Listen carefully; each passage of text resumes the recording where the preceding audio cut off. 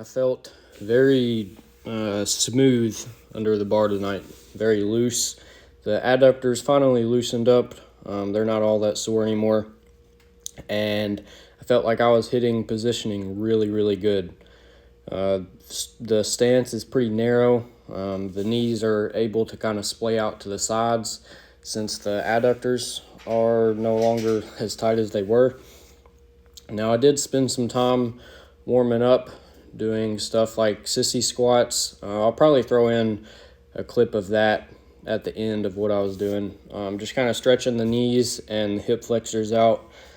I did a few body weight squats, did some just body weight good mornings, really focusing on pumping the glutes, and I did do a few hip thrusts as well. So what did I hit for weight tonight? Popped 135 for 2 sets of 10, I believe. Then I went 225 for a set of 10. I thought about going for 20, but I really just didn't want to hurt today, man. I'm exhausted. I got off work today and crashed on the couch for an hour. Woke up, ate a little bit, journaled, and then realized I was still in my work clothes and still had my work boots on. And I was like, well, it's time to get up, get moving, and put a workout in. So then I only did 225 for 10 and came back down and did 135 for, I believe, 5 or 6 sets of 10 altogether. Since I was feeling so good today, why didn't I go heavier? Well, one reason is because I was able to hit depth how I wanted to and maintain proper positioning. I really just wanted to grease the groove, essentially. Just pump a lot of blood into the legs, the hips, the joints, and kind of make the CNS familiar with this range of motion. More importantly, not range of motion, but maybe I should say like the maintaining the proper positioning, the proper bar path. And greasing the groove is really the only way I know to put it. I just wanted to get used to the good form. I think that if you're having days where your form is bad, or if you're having a spell where your form is bad and then all of a sudden you have a good day, I think you should put as many reps as you possibly can in on that good day. Maybe not as many as you can, but I think you should definitely familiarize yourself with that certain style of moving. Then I did some explosive reps towards the end of this. Obviously, it's moving pretty quick, but I feel like I keep wanting to come up on my toes when I try to explode.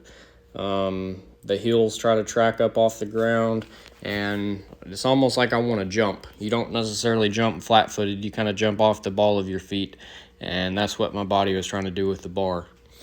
I can really feel the adductors squeezing together at the bottom very, very aggressively. There is a lot of power generated out of the hole with the adductors. That is for sure.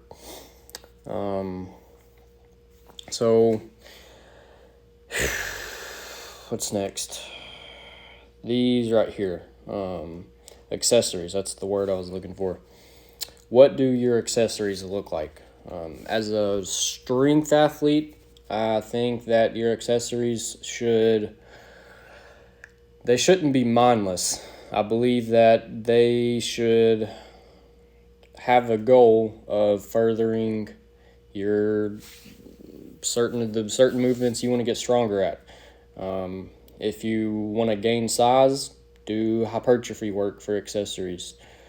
Every now and then, I'm not super concerned with size. I feel like my legs are getting too big at times.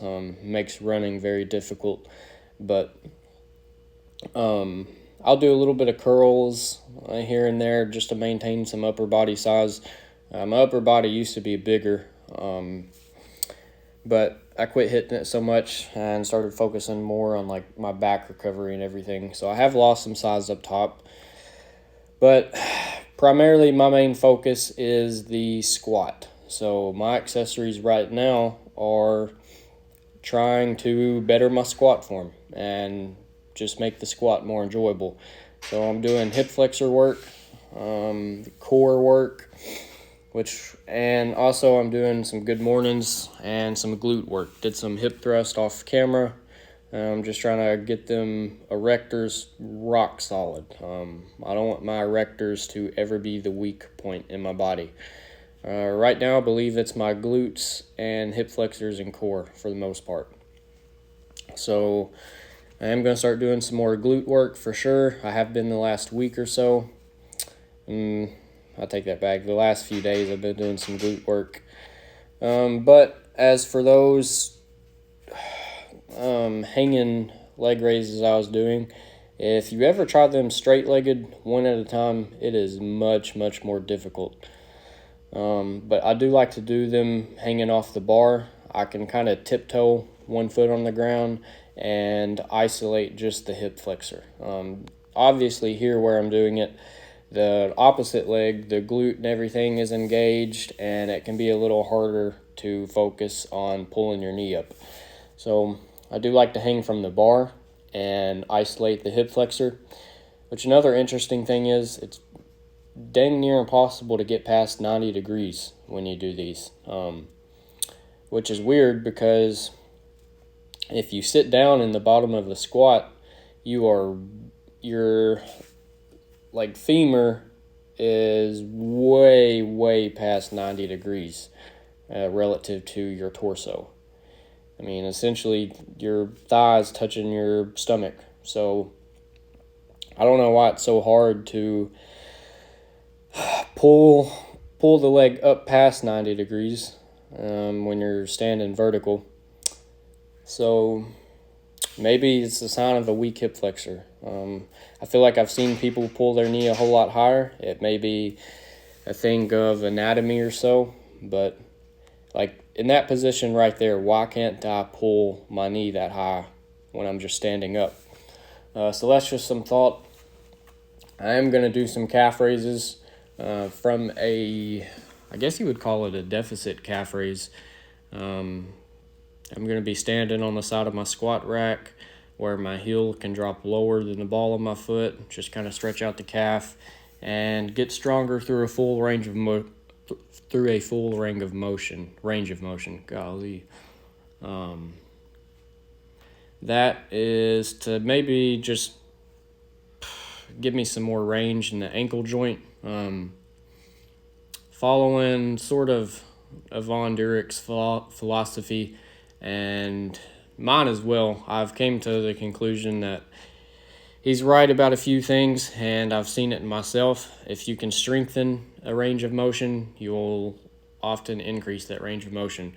A lot of times, if something is super tight and restricted, it's weak. So if you can strengthen it, a long muscle is a strong muscle. But anyways, that's just some food for thought. That's all I've got for today.